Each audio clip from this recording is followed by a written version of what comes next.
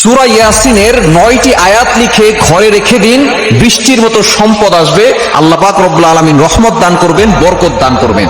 যদি কারো ঘরের ভিতরে অভাব দূর হচ্ছে না, বিপদে পড়ে যাচ্ছেন, দুশমন ক্ষতি করার চেষ্টা করছে, দুশমন বিভিন্ন ভাবে ষড়যন্ত্র করছে আপনাদেরকে বিপদে ফেলার জন্য, অথবা আপনি অনেক বড় অসুস্থতার ভিতরে আছেন, যদি ঘরের ভিতরে সূরা ইয়াসিনের আপনি 9টি আয়াত লিখে ঘরে রাখতে পারেন, দেখবেন আল্লাহ তাআলা সকল ধরনের দুশমনের দুশমনি থেকে হেফাজত করবেন, হিংসুক চোখ থেকে হেফাজত করবেন, জাদুটোনা ব্ল্যাক ম্যাজিক থেকে হেফাজত করবেন।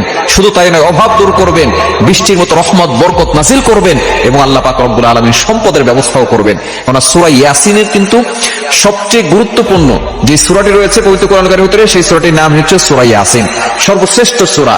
হযরত আনাস রাদিয়াল্লাহু তাআলা তিনি বলেছেন যে নবী সাল্লাল্লাহু আলাইহি ওয়াসাল্লাম জানিয়ে দিয়েছেন সূরা ইয়াসিন হচ্ছে কোরআনের হার্ট। আমাদের শরীরের ভিতরে যে হার্ট আছে এটা খুবই ইম্পর্টেন্ট, তো সূরা ইয়াসিন হচ্ছে কোরআনের হার্ট। সুতরাং এই সূরা ইয়াসিনের ফজিলত অনেক বেশি। সুতরাং সূরা ইয়াসিনের 9টি আয়াত, কোন 9টি আয়াত এটা কিন্তু আমরা অনেকেই জানি না। সূরা ইয়াসিনের ফজিলত অনেক বেশি।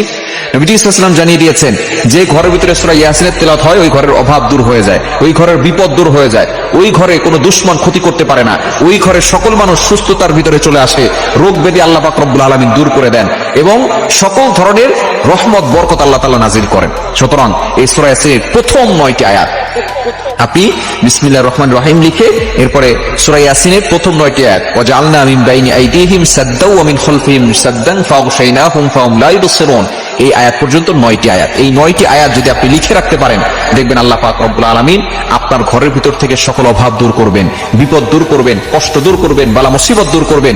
অনেক সময় দেখবেন সংসারের ভিতর অশান্তি হচ্ছে, আপনি আয়াতগুলো লিখে আপনার ঘরে টানিয়ে রাখুন, দেখবেন আল্লাহ পাক রব্বুল আলামিন এই কোরআনের বদৌলতে, সূরা ইয়াসিনের প্রথম 9টি আয়াতের বদৌলতে আল্লাহ তাআলা আপনার সংসারের ভিতরে সুখ শান্তির ব্যবস্থা করে দিবেন।